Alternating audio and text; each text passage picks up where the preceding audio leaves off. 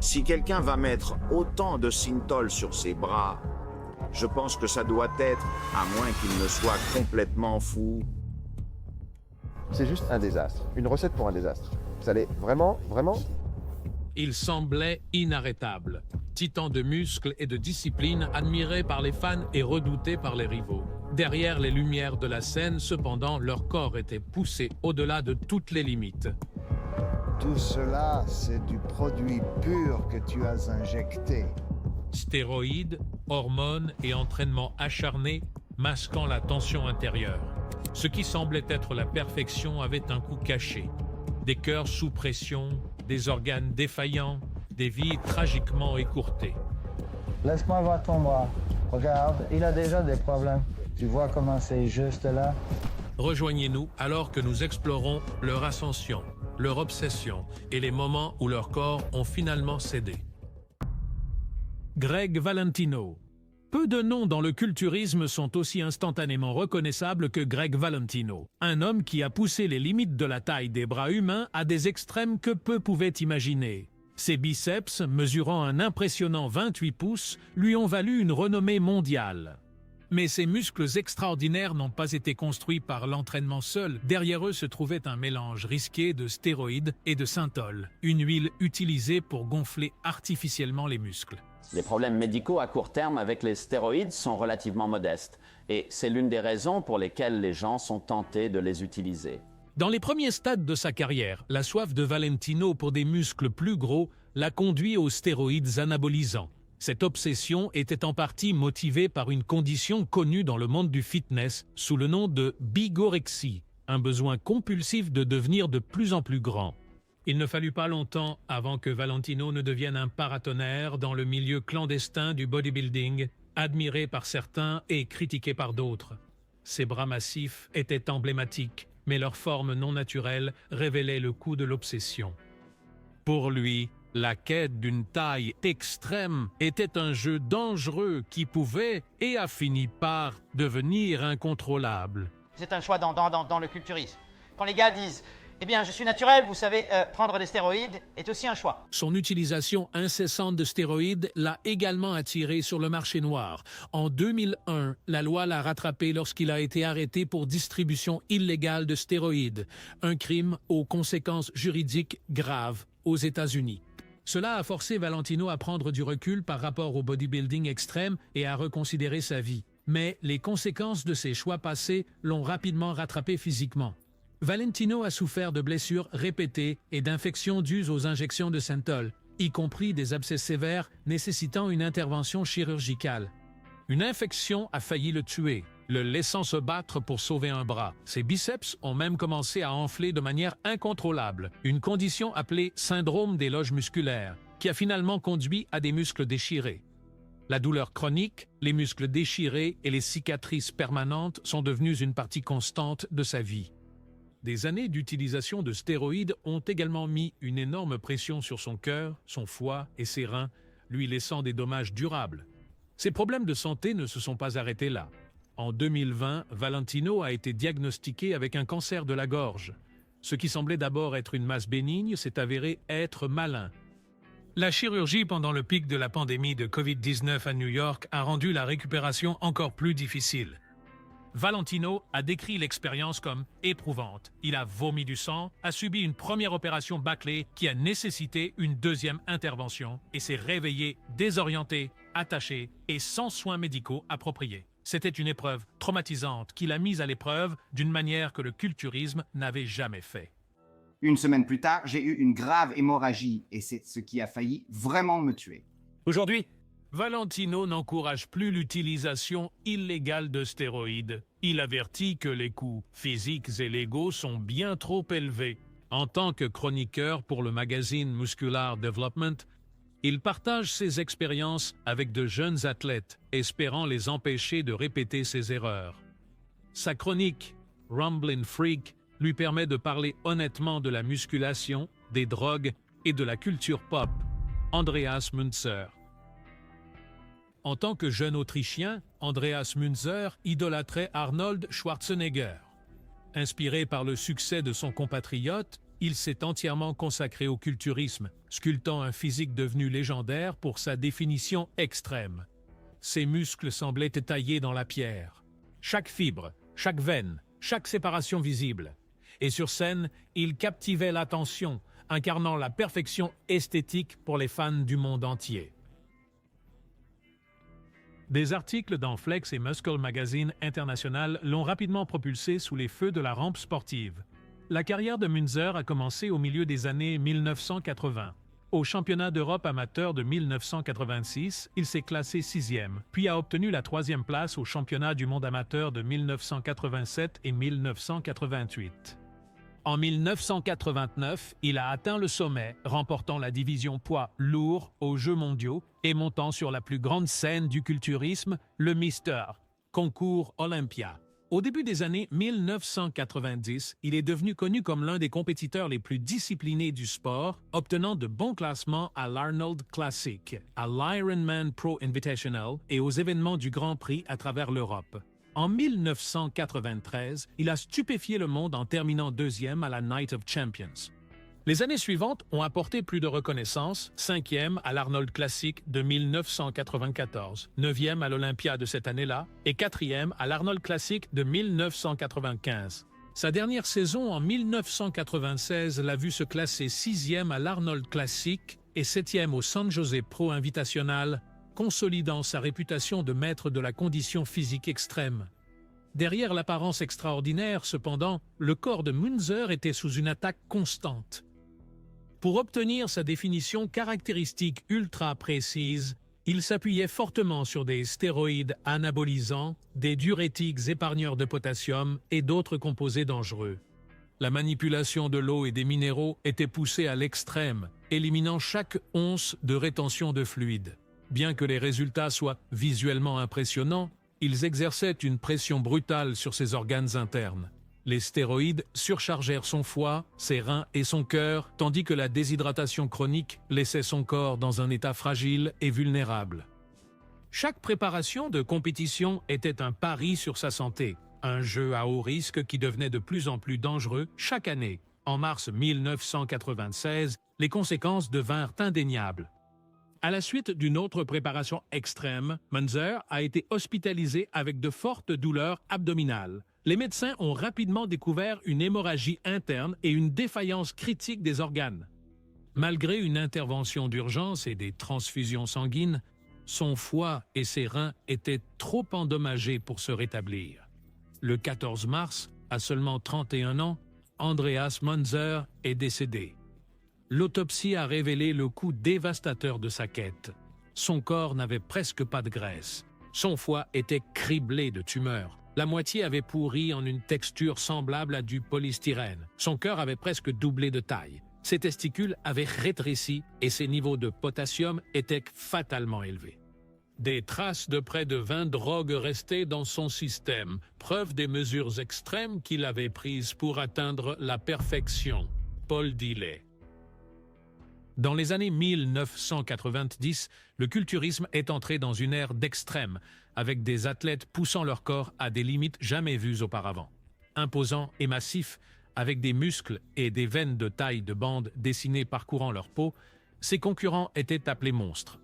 Parmi eux, Paul Dilley se distinguait au-dessus de tous. Voilà les muscles les plus énormes que j'ai jamais vus. Ses muscles sculptés massifs et ses proportions presque parfaites faisaient de lui un spectacle vivant. Mais derrière cette physique impressionnante se cachait une dure réalité. L'atteindre avait un coût dangereux.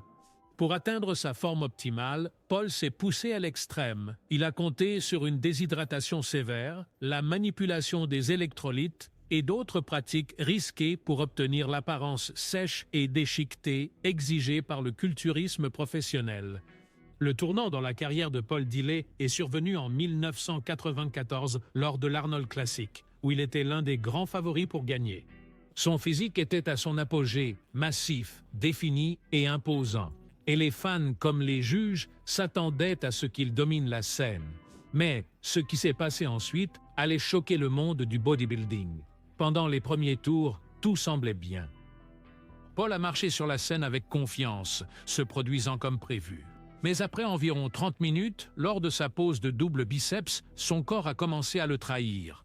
Des crampes musculaires sévères se sont installées, causées par une utilisation inappropriée de diurétiques et une déshydratation extrême. Les spasmes étaient intenses, le forçant à quitter la scène visiblement en douleur. Malgré les signes avant-coureurs, Paul a refusé de boire et est retourné sur scène après une courte pause, accueilli par les applaudissements du public qui pensait qu'il s'était rétabli. Il a recommencé à poser, mais il était évident qu'il n'était pas en contrôle. À mi-chemin de la pose double biceps, son corps s'est soudainement complètement bloqué. Chaque muscle de ses bras, jambes et torse s'est contracté dans un spasme généralisé, le laissant figé sur place. Les secouristes se sont précipités à ses côtés tandis que le public regardait en silence, stupéfait. Sa transition en coulisses était maladroite et tendue. Il pouvait à peine bouger, s'appuyant sur les agents pour l'aider à se déplacer en toute sécurité.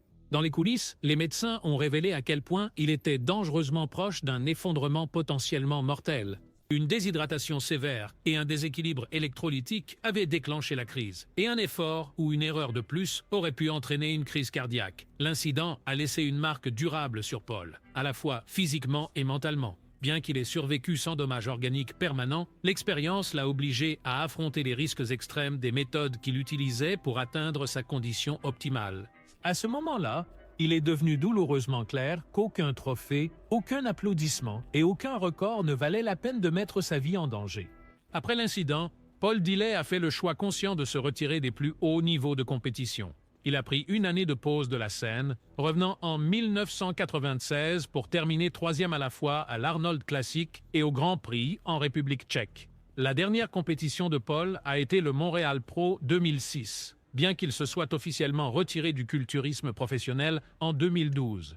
Au cours de sa carrière, il est apparu dans de nombreux magazines de musculation et de fitness, parmi les plus prestigieux au monde, ornant les couvertures et étant présenté dans des articles qui documentaient son physique remarquable. Après sa retraite, Paul a orienté son attention vers les affaires et l'entrepreneuriat. Il a lancé des entreprises de coaching personnel et, en 2007, est devenu propriétaire et PDG de la World Bodybuilding and Fitness Federation. À travers la fédération, il a promu des pratiques plus sûres dans le bodybuilding, offrant aux athlètes une voie alternative qui mettait l'accent sur la santé plutôt que sur les risques extrêmes. Rich Piana. Pour la plupart des gens, la fascination pour le culturisme commence à l'adolescence, mais pour Richard Eugene Piana, elle a commencé à seulement 6 ans. En regardant sa mère se préparer pour des compétitions, il a commencé à rêver de monter sur les mêmes scènes qu'elle. Inspiré davantage par le culturiste de la vieille école Bill Cambra, il trouva rapidement le chemin qu'il voulait suivre. À 11 ans, il soulevait des poids et à 15 ans, il monta sur scène pour la première fois, marquant le début d'une carrière qui attirerait l'attention mondiale. En 1989, Piana a remporté son premier titre majeur, la couronne de NPC Mr. Teen California, marquant le début d'un parcours défini par une dévotion extrême et une quête incessante de taille. Près d'une décennie plus tard, en 1998, il a remporté le NPC Mr. titre de Californie, devenant progressivement une présence dominante dans le sport. Ces victoires ont continué avec la division super lourd de Los Angeles en 2003, la division super lourd de Sacramento en 2009 et à la fois les titres super lourds et toutes catégories au Border States Classic de 2009. Son physique imposant lui a également valu des couvertures de magazines, d'Ironman en 1998 à Muscle Sport en 2015. Au milieu des années 2010, l'influence de Piana s'était étendue bien au-delà de la scène.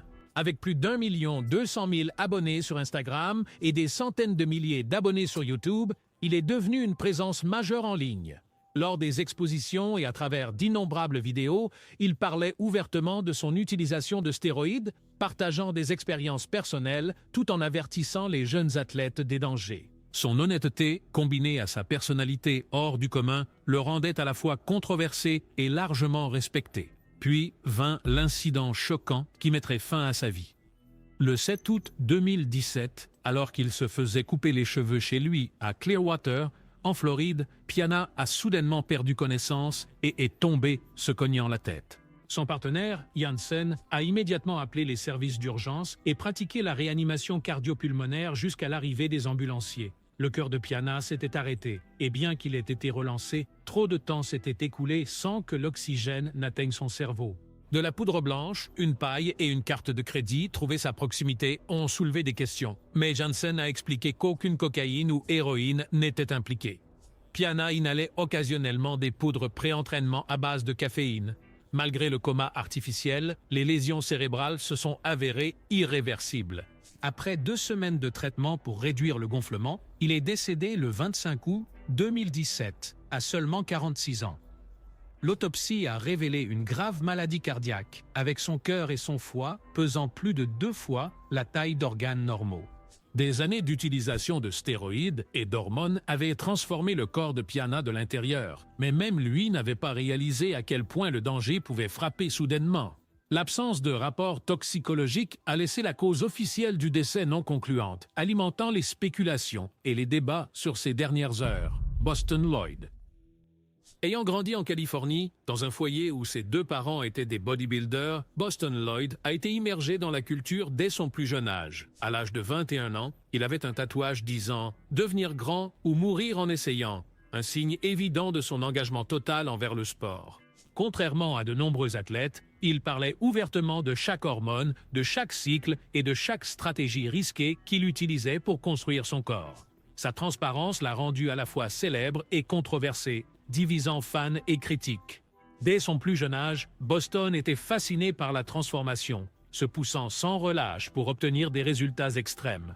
Il est devenu un symbole pour une génération prête à poursuivre la taille et la définition sans édulcorer les risques. Ses publications sur les réseaux sociaux et ses vidéos détaillant les cycles de stéroïdes, les hormones et d'autres protocoles dangereux sont devenues virales, attirant des milliers de curieux et d'aspirants culturistes désireux de comprendre les réalités derrière les lumières de la scène. Cependant, chaque cycle a eu un impact sur son corps. L'utilisation à long terme de stéroïdes, l'entraînement extrême et les composés expérimentaux auto-administrés lui ont laissé de graves problèmes de santé.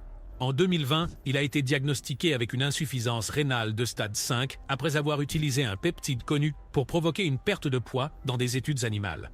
Il a ensuite reconnu les conséquences, déclarant « Je me suis infligé cela avec une expérience idiote et cela m'a finalement rattrapé. Est-ce que je regrette quelque chose?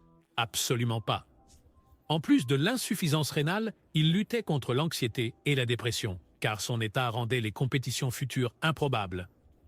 Le 25 février 2022, à seulement 29 ans, Boston s'est effondré chez lui et est décédé. Une autopsie privée a révélé un anévrisme disséquant de l'aorte ascendante.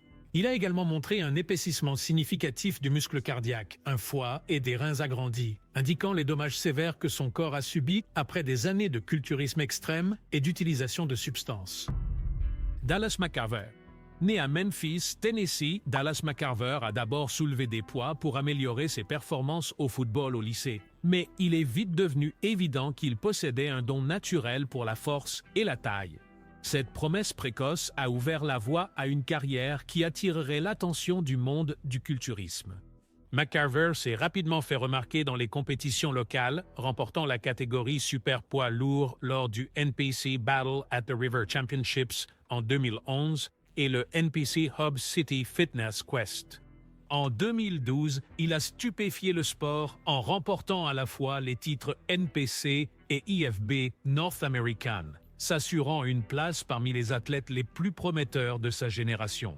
J'ai la chance de réussir dans ce que je fais et je veux dire, que pourrait-il vouloir de plus? À seulement 21 ans, il est devenu le plus jeune bodybuilder professionnel à remporter un événement de qualification professionnelle.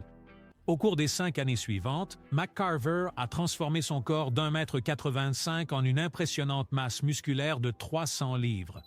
Il a dominé les grandes compétitions, y compris l'IFBB California State de 2015 et le Chicago IFBB Pro de 2016 avant de se faire remarquer sur la scène la plus prestigieuse du culturisme, le Mister Olympia.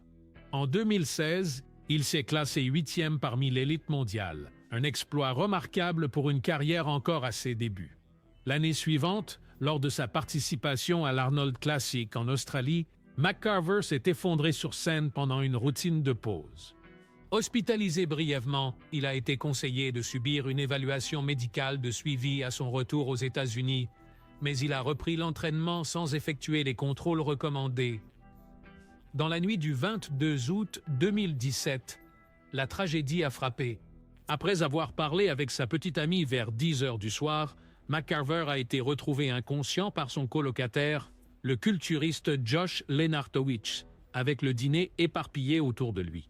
Les services d'urgence l'ont transporté à l'hôpital, mais McCarver n'a pas survécu. Les premiers rapports ont suggéré un étouffement, mais l'autopsie a révélé une réalité bien plus complexe. Publiée 3 mois plus tard, l'autopsie a révélé que McCarver était mort d'un événement cardiaque aigu. Son cœur pesait 833 grammes, soit près de 3 fois la taille d'un cœur normal, et était rempli de plaques lourdes obstruant ses artères. Son ventricule gauche était dangereusement élargi, une condition sujette à des arythmies fatales. Son foie et ses reins étaient anormalement gros et gravement endommagés, tandis que ses poumons présentaient des cicatrices compatibles avec une fibrose pulmonaire. Un cancer papillaire de la thyroïde a également été découvert, ainsi que des signes évidents d'utilisation à long terme d'hormones et de stéroïdes. Son historique médical dressait un tableau inquiétant. McCarver avait un taux de cholestérol dangereusement élevé, des dommages au foie et des problèmes respiratoires indiquant une défaillance pulmonaire. Les analyses de sang ont montré des niveaux de testostérone bien au-dessus des limites naturelles associées à la présence de trenbolone, de caféine, de marijuana et des preuves d'utilisation d'insuline. À seulement 26 ans, sa quête incessante de taille et de force avait coûté le prix ultime. Mohamed Benaziza, connu sous le nom de Momo et surnommé The Giant Killer, Mohamed Benaziza a taillé une place unique dans l'histoire du culturisme en prouvant que la taille seule ne définit pas la grandeur. Commençant son parcours athlétique en France, il était un joueur de football dévoué jusqu'à ce qu'il découvre la musculation, qui devint rapidement sa véritable passion. Et il y a certaines astuces que ces gars utilisent maintenant pour éviter les gros bras. Son engagement a rapidement porté ses fruits lorsqu'il a participé à sa première compétition en Espagne, remportant la catégorie des moins de 75 kg. Cette victoire a marqué le début d'une carrière définie par des progrès constants et un succès international. Mesurant seulement 1,61 m, Benaziza surpassait constamment des concurrents bien plus grands et plus lourds que lui. Ses muscles denses et finement définis, en particulier son dos, semblaient jaillir de la scène avec un détail presque tridimensionnel. Même des légendes comme Dorian Yates ont admis utiliser les photos de Benaziza comme motivation pendant leur propre entraînement, un témoignage de l'impact de son physique. En 1990, Benaziza a réalisé un triomphe déterminant pour sa carrière lors de la Night of Champions à New York, battant la star montante Dorian Yates. Cette victoire lui a valu le surnom de tueur de géants de la part du pionnier du culturisme, Joe Wilder.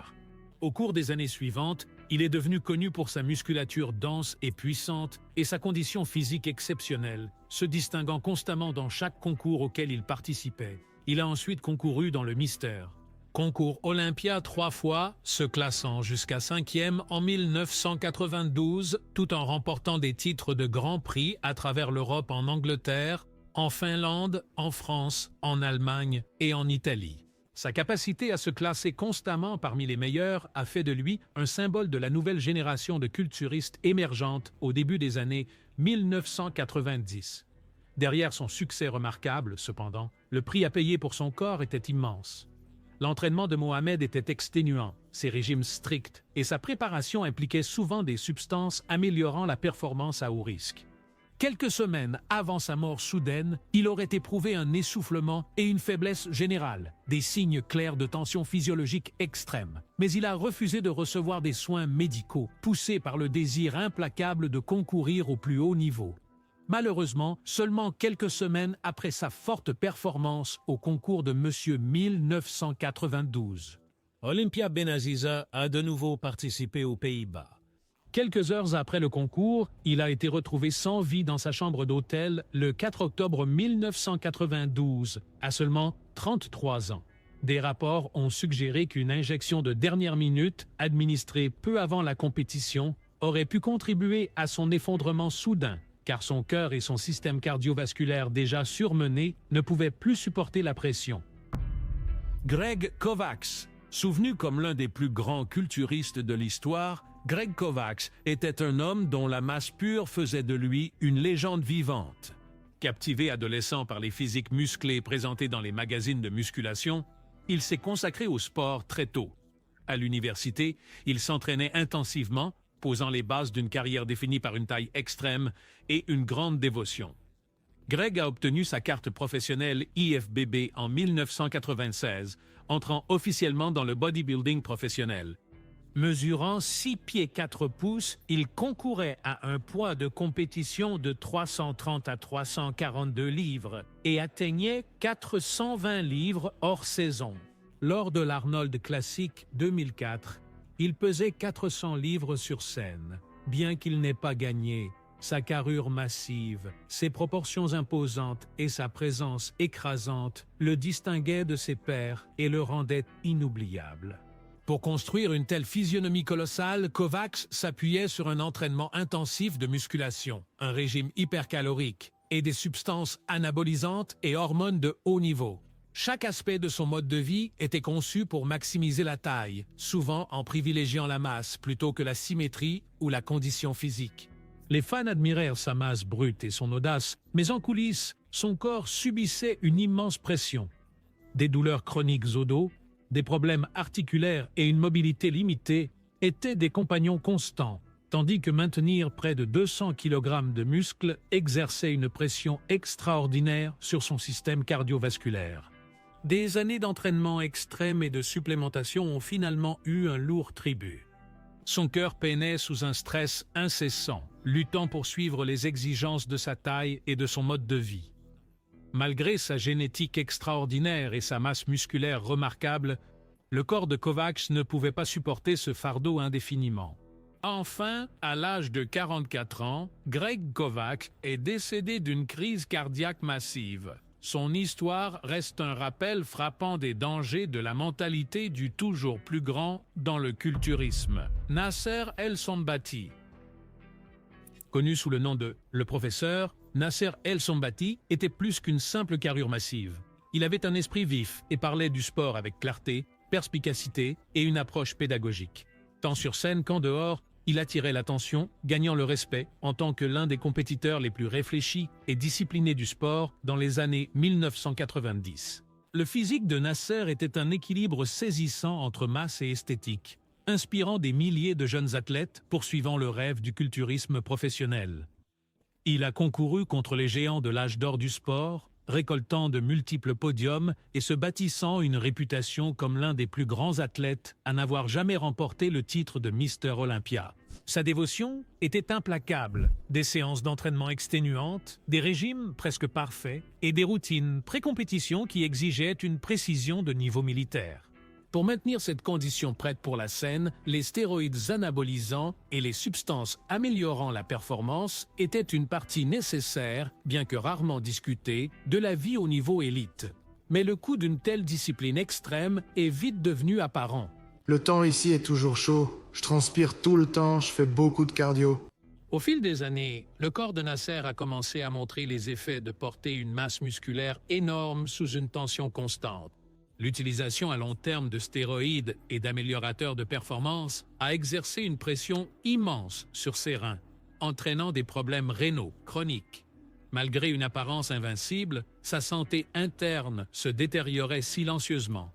En 2013, les effets des années d'entraînement acharné et de stress chimique sont devenus tragiquement évidents.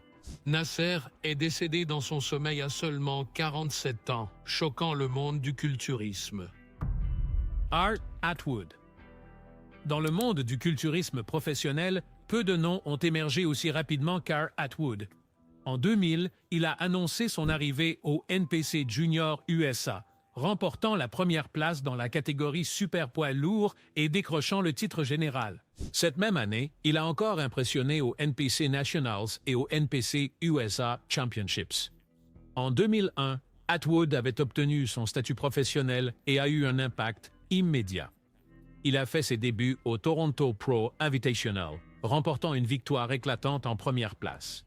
L'année suivante, il est monté sur la plus grande scène du bodybuilding, le Mister Olympia, terminant 12e lors de sa première apparition. Au-delà d'Olympia, il s'est défié dans des concours internationaux, y compris la série Grand Prix et le Show of Strength Pro Championship, démontrant à la fois ambition et constance. De 2003 à 2005, Atwood est resté une figure incontournable du circuit IFBB, concourant à travers l'Europe avec de solides performances en Hongrie, en Russie, en Hollande et en Angleterre. Au Grand Prix de Hongrie 2003, il a obtenu une remarquable 3e place. En 2005, il est monté sur scène à l'Arnold Classic, l'un des événements les plus prestigieux du culturisme. Sa dernière saison compétitive a eu lieu en 2006 avec des apparitions au Europa Super Show au Montréal Pro et l'Atlantic City Pro, après quoi il a pris sa retraite de la compétition active. Sur scène, la présence d'Atwood était indéniable. Son physique dense et massif, combiné à ses proportions parfaites, faisait de lui un véritable spectacle. Mais maintenir cette taille et cette condition prête pour la scène avait un coût élevé. Des années d'entraînement exténuant, de régime extrême et l'utilisation de substances anabolisantes ont eu un impact implacable sur son cœur et ses organes. En 2007, il a été impliqué dans une enquête fédérale sur la distribution de stéroïdes lors de l'opération Raw Deal. Il a coopéré avec les autorités, aidant à sécuriser plus d'une centaine d'arrestations et la saisie de millions de doses. Bien qu'il ait évité l'incarcération, cet épisode a ajouté une couche complexe et sobre à l'histoire de sa vie. Tragiquement, le parcours d'Ar Atwood s'est terminé bien trop tôt. Le 11 septembre 2011, alors qu'il traversait la zone de la piscine de son complexe de condominium à Dallas, il a subi une crise cardiaque massive. Des témoins se sont précipités pour le sortir de l'eau et ont effectué des mesures de réanimation jusqu'à l'arrivée des ambulanciers, mais il a été déclaré mort au Baylor Regional Medical Center à Plano, Texas. Il n'avait que 37 ans. Un rapport du coroner a révélé plus tard qu'il avait subi, sans le savoir, une petite crise cardiaque quelques semaines auparavant, soulignant la tension silencieuse que son corps avait endurée. Trevor Smith. Pesant plus de 180 kg, près de 400 livres, Trevor Smith dominait la plupart des concurrents, attirant l'attention par sa taille immense et l'intensité avec laquelle il abordait le sport. Dès le début, sa philosophie était simple, dépasser les limites, quel qu'en soit le coût. Il était le créateur de la méthode d'entraînement infâme Beyond Failure, un système conçu pour pousser les muscles à l'extrême limite de l'épuisement. Trevor croyait que les vrais résultats ne venaient qu'en travaillant au-delà des limites conventionnelles, et son approche laissait peu de place au compromis. Ses entraînements étaient légendaires pour leur sévérité, exigeant une endurance physique extraordinaire et une force mentale. Et ils ont rapidement cimenté sa réputation au sein de la communauté hardcore du bodybuilding. Mais la même intensité qui définissait son entraînement définissait aussi son mode de vie.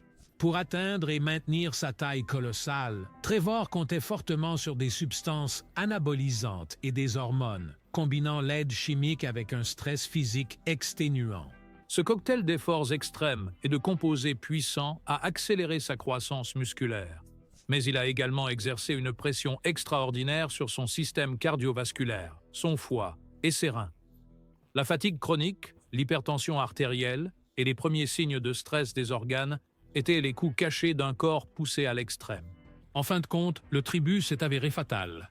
À seulement 33 ans, Trevor a subi une crise cardiaque massive. Des années d'entraînement acharné, combinées à une utilisation prolongée de substances et au fardeau constant de porter près de 400 livres de muscles, avaient laissé son cœur incapable de soutenir son corps.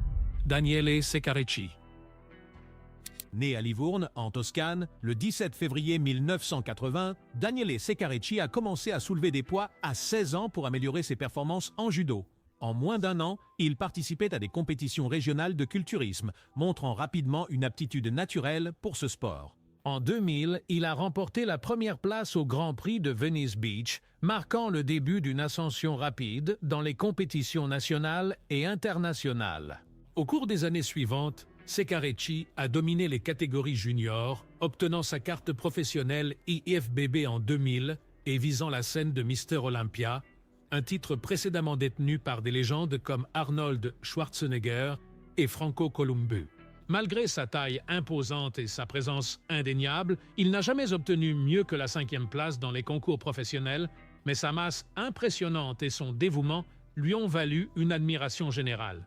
Pesant 135 kg en compétition, avec des bras officiellement mesurés à 55 cm, Sekarechi est devenu connu comme l'un des concurrents les plus lourds et les plus musclés du sport.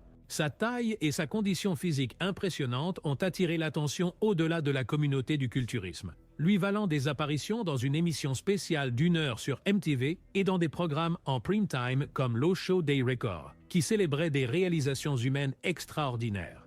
En 2011, après être revenu d'une compétition à Las Vegas, Sekarechi a été brièvement détenu à Milan pour des accusations de trafic d'hormones de croissance et de stéroïdes anabolisants.